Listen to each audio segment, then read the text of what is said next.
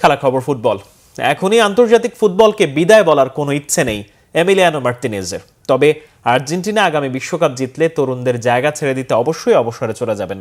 Argentina 2022 বিশ্বকাপ জয়ী এই গোলরক্ষক এমনটাই বলেছেন।